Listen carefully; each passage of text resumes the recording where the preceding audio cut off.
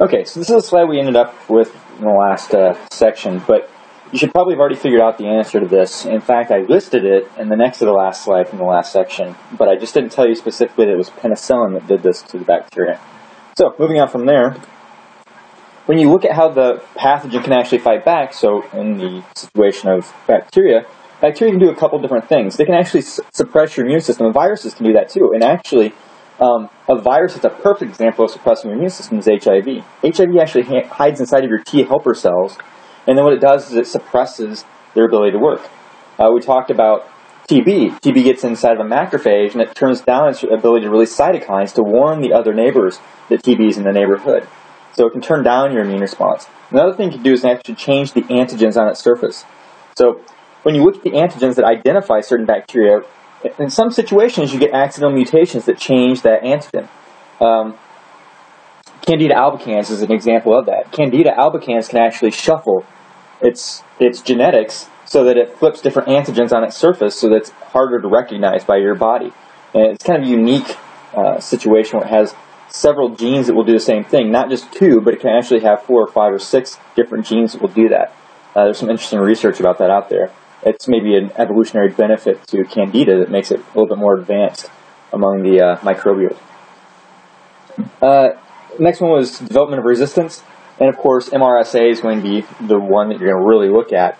But some of these bacteria can develop resistance. They've mutated or changed, like the original strands of this bacteria were resistant to things like penicillin. But what they've done is they've overcome the ability to be attacked by the penicillin by slight mutations. When you make a bacteria, or bacteria reproduces, it makes millions and millions and millions of copies of itself within a day or two. So it's rapidly reproducing. There are always going to be mutations. If you accidentally mutate one gene that gives it maybe a better pump, which is a really good example, sometimes they get a pump that can move out bad chemicals, like a defense mechanism. That one piece of bacteria out of the millions that had mutated enough to have this pump that gets rid of the whatever medication that you're giving them, like penicillin, suddenly that one is resistant. And all it takes is that one to start a whole new colony of resistant bacteria. And that's the problem with MRSA that's going on. A couple of other examples, like Candida I mentioned, they have special transporters that pump.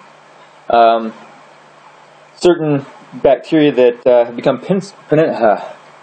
penicillin resistant, having a mouth stutter there.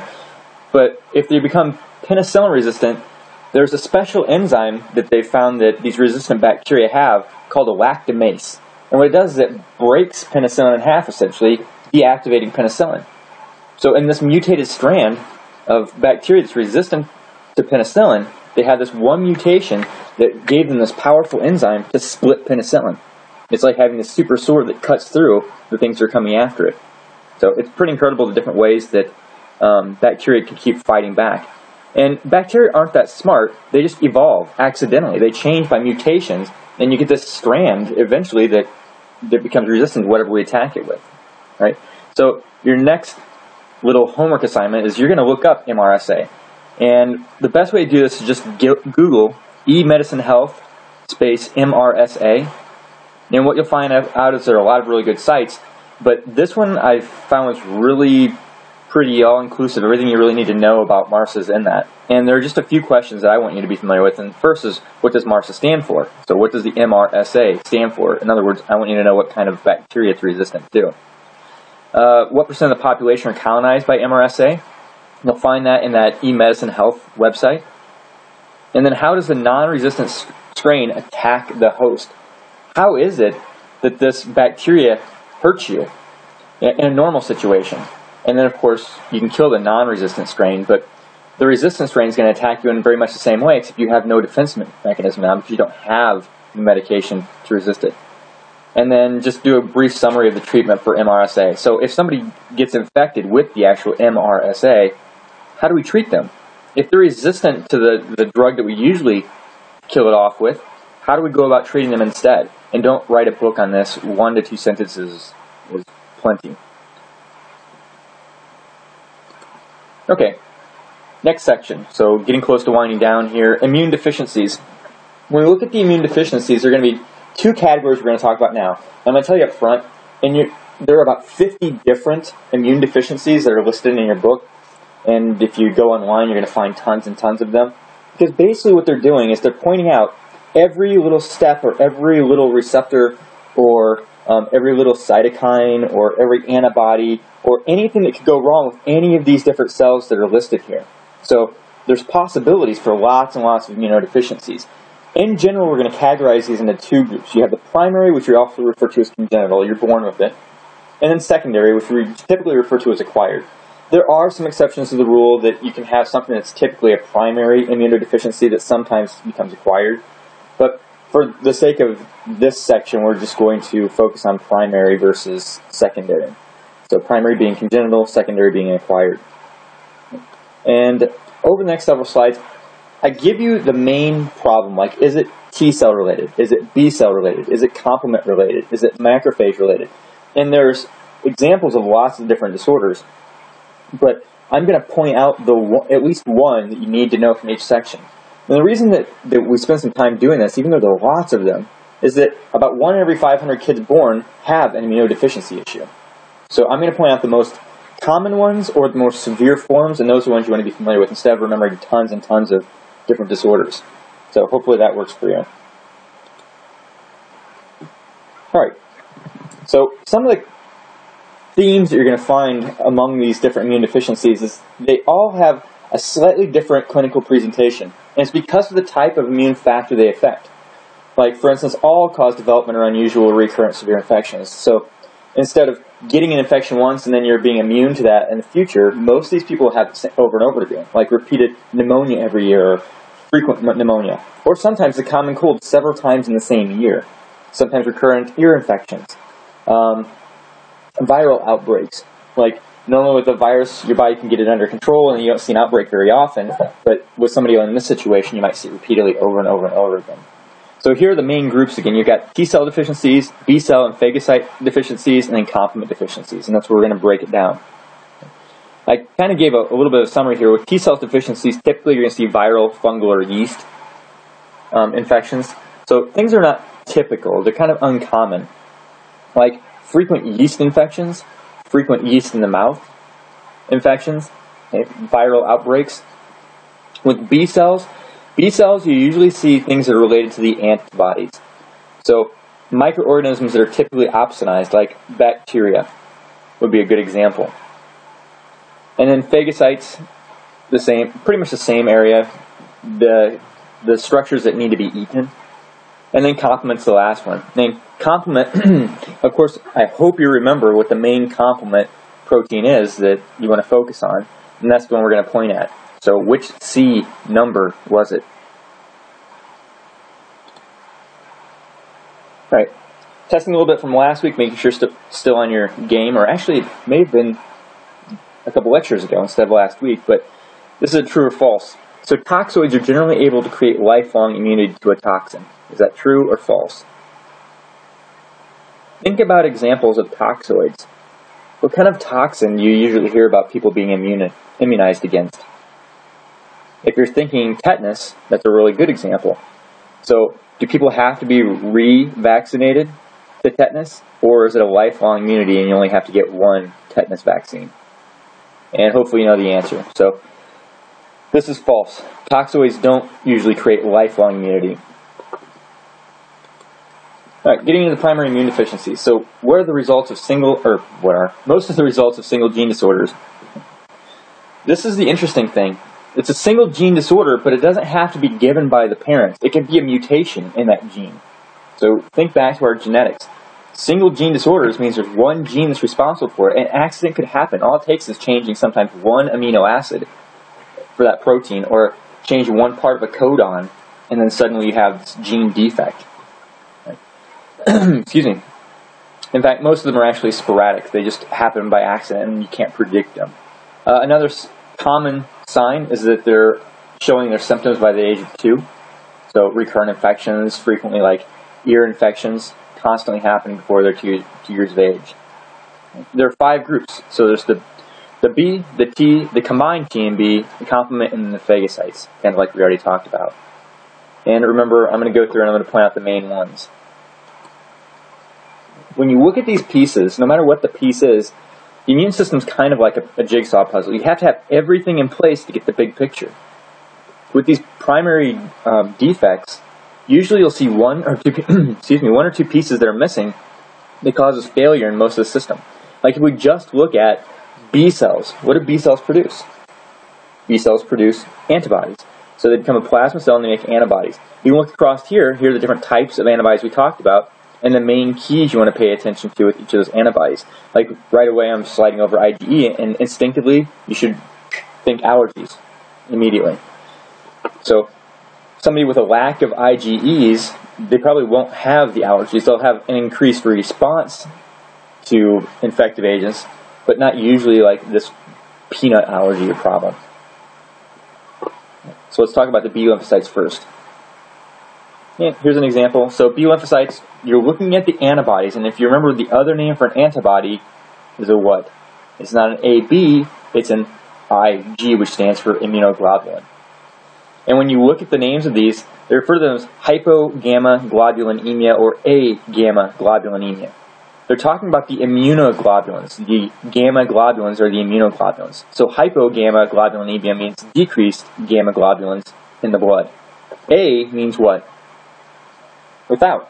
So they're a complete lack of the immunobodies. Right, here's some examples. Like I said, you don't have to remember all of these, but what I want you to notice is the key here. So decreased antibody, decreased antibody, a decreased antibody, and a decreased antibody. These are all talking about antibodies being decreased. You always want to think about the B lymphocytes when you see antibodies. Right, the ones to pay attention to, there are just a few of them. One's called Bruton's, and Bruton's is X-linked. So when you see this X-linked, who probably gets it more? Males or females? Typically more males. So you're going to see more males having Bruton agamma-globulin. No, I'm starting over my own words. Agamma-globulinemia. So here they either have one of two situations. Either there's no good receptor, or there's a decreased number of the B cells. So typically it's either immature B cells that don't have the proper receptors, or they're missing the B cells altogether. And typically with this, you see a lot of repeated like bacterial infections like strep pneumoniae or Haemophilus influenza, which is actually a bacteria, not like the common flu that we're familiar with. It's a virus. It's actually a bacteria. And these bacteria, you can guess by the name, they primarily affect the lungs. So with Bruton agamma-globulinemia, usually you see lung infections or recurrent lung infections in these people. Right, the next one, common variable immune deficiency, and that's on the next slide. So it's referred to as CVID, and this is the most common. So this is the most common lymphocyte deficiency. Their problem is usually they're low in IgGs, or they have some T-cell defects. So you want to think, since it's under B lymphocyte deficiencies, you want to go straight for that IgG. And you want to think about the characteristics with IgG, like it's the most abundant in your system. So if they have low IgGs, that first response to an antigen is going to be decreased. When you when you look at these, they just, like I said, typically don't produce enough IgGs. In childhood, it's usually more intense, it's less intense, and then when they get into adulthood, you see it a little bit more. With infants, like neonates, or newborns, usually when they get recurrent infections, they start hitting this point where they refer to as failure to thrive. Because when they're first born, remember, they're already deficient IgGs, and when they have to start making them on their own, they can't do it. So you see more failure to thrive within the first year. Another increased risk, autoimmune diseases. About 25% of the people that have CVID have autoimmune diseases too. The next one's T lymphocyte deficiencies. There are two main things you want to look at here. One is repeated fungal infections, and another one is repeated viral infections. So in this situation down here on the bottom, here you can see candiditis. This is Candida albicans. It was a fungus, remember, the yeast infection. And what happens is they get recurrent infections at the orifices, places like their mouth or vaginal region, where this fungus or yeast gets in and starts reinfecting them over and over again. T lymphocytes like to attack fungus and viruses. So since they can't efficiently clean up or kill the fungus that gets inside of you, you get these bad infections. And of course, if the fungus gets in the blood, it becomes extremely dangerous. Right? So when they get things like respiratory infections, usually it's related to viruses or fungus. Trying to think, other places you see fungus, toenails. You see a lot of issues with the yeast growing under the toenails or fungus growing under the toenails. Skin infections. They can't get rid of it, so they get a lot of rashes that are related to fungus. The next one is disorder syndrome. And disorder syndrome is kind of interesting because what it is it's a missing piece of a chromosome. It's chromosome 22, and that actually has some significance, and I'll talk about that in just a second. But it's chromosome 22, and what happens is the long arm, the Q arm of chromosome 22 usually breaks off. So it's not isolated just to the T cells. Usually you'll see some other deficits that revolve around chromosome 22, like cleft palates. So a lot of them have cleft palates. Or you'll see development of the eyes, the epicanthal folds. They have more broad eyes, or broad-looking eyes. They usually have pharyngeal or tracheal deficits, thyroid deficits, things that revolve around the mouth and the development. So in development or embryonic development, when you're looking at like the neural crests, where it grows out to, places like the mouth and the throat, that's where you see most of the defects, and they're related to chromosome 22. When they talk about the symptoms, it's called the catch-22. And the reason they call it that is because the typical abnormalities are cardiac, the C, abnormal face, A, thymic aplasia, which means decreased thymic structure, a cleft palate, which is next C, and then hypocalcemia or hypoparathyroidism, which is affecting the thyroid again. So if you look straight down the middle is where you see most of the characteristics, starting at the face, going down to the throat, and then down to the chest with the heart. And they call it catch-22, and the reason they put the 22 on the end is because it's chromosome number 22.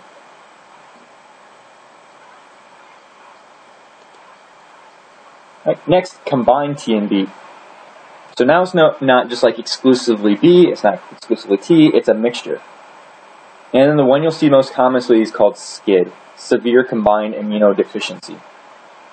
And you've probably heard of it, you may not have seen the name before, but the most famous SCID is the boy in the bubble. So he was born without the ability to make proper antibodies or have proper communication between his T cells. There are a couple of them I want you to kind of pay attention to, and one of them is going to be this reticular dysgenesis. And with the reticular dysgenesis, it's kind of rare, but what happens is the bone marrow doesn't have any granulocytes. So the bone marrow can't make a granulocyte. It can't make the neutrophils, it can't make the eosinophils, it can't make the basophils. So there's a problem there. Usually don't have a problem with developing red blood cells, it's the granulocytes, so the white blood cells that are affected. Let's see, the next one, X-linked SCID, and then this is the most common, so instead of just being most dangerous or very dangerous, it's the most common one. And this is because they're missing a receptor for an interleukin, and remember, interleukin is a cytokine, it's a chemical. So when you're looking at it, if you want to know details, this picture over on the side is actually talking about it. It's interleukin 2 is what it is, but what you need to think about is the significance. I don't want you to memorize all of this mess. When they don't have interleukin-2 receptors active, they can't turn on all these defense mechanisms. They can't turn up the activity of the T cells. So when they have this X-linked SCID, and of course, who's going to get this more commonly? Girls or boys? Hopefully speaking, boys. Right? And what's interesting about this is that when they try and correct for it, like if they do a bone marrow transplant and give this kid healthy stem cells into their bone marrow, usually it reverses all of the symptoms, so things go away. Another interesting symptom is that usually they have a short growth, they have malnutrition. So now you can see that having a healthy bone marrow actually increases your absorption in your GI tract, just showing you the more relation between the different systems. Other combined T and B deficiencies. Here I have another X-linked, so if you're noticing who usually gets most of these diseases, boys or girls? Boys. Right? This one's kind of interesting, Wiskott-Aldrich, and this is X-linked again. Typically it shows with problems at this like superficial tissues, like the mucous membranes, the skin, the GI tract. And it shows things like eczema, so they get more rashes on their skin. They get malnutrition. A lot of times they'll get bloody diarrhea, so affecting the GI tract. And you don't have to memorize all the other ones, it's a short list, but Wiskott-Aldrich I put in bold so that you can pay attention. When you look at it, they have a decrease in IgM, the powerful antibody, the one that has 5 different antibodies attached to it, and they have an increase in IgAs and IgEs. And the IgAs, remember, you want to think about, where's it at? Well, where are their common symptoms? Respiratory tract, GI tract, superficial surfaces. So you want to think the IgA. Remember, IgAs coat and line surfaces. Surface of the mouth, surface of the respiratory tract, surface of the GI tract. Okay. And then increased IgE makes them more sensitive to allergens. So think about that eczema, the rashes, the irritations on the skin. And the last of the mixed is combined T and B cell deficiencies. But this is the interesting thing, and this is kind of the tricky thing sometimes, is sometimes it doesn't have to be something wrong with the B or the T cell. They could be normal, but the problem might be the antigen-presenting cell. And with this disorder, they call it bare lymphocyte deficiency. So there's no HLAs. They can't bind, and if you remember, the HLA is the code for the major histocompatibility complex, so MHCs. So the APC can't bind to the T cells, they can't bind to the B cells, they can't communicate properly.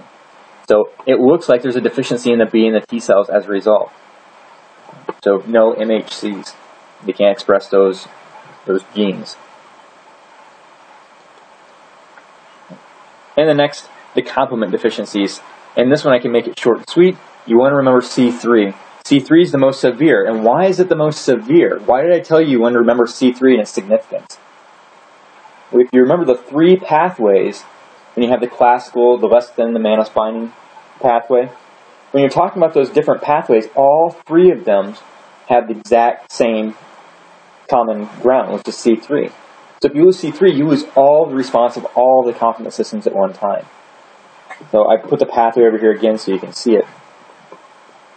And that's the one you want to think of. Right. When you have a complement deficiency, what they usually have a problem with are anything that needs opsonized. So if you need lytic activity like in a bacteria, there's where your lack is.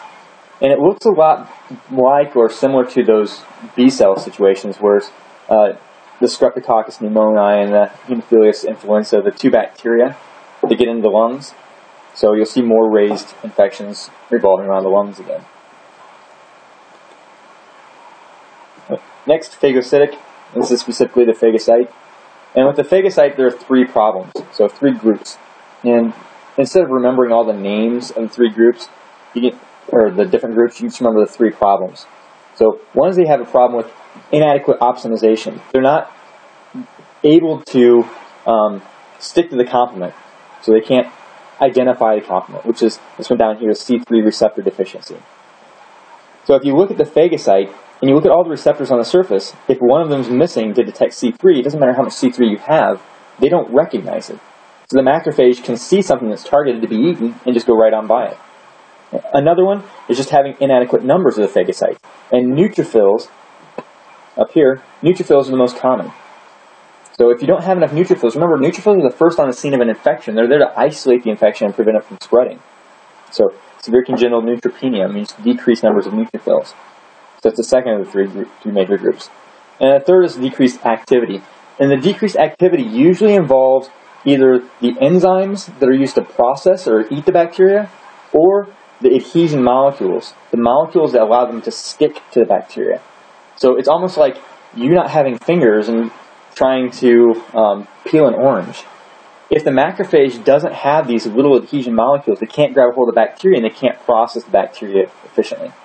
So those were the 3 major groups. Typically a receptor deficiency, so it doesn't work with complement, not enough neutrophils, or they don't have the molecules to process properly, so defective activity. Things like adhesion molecules or the enzymes to process the bacteria. And that's all for this one.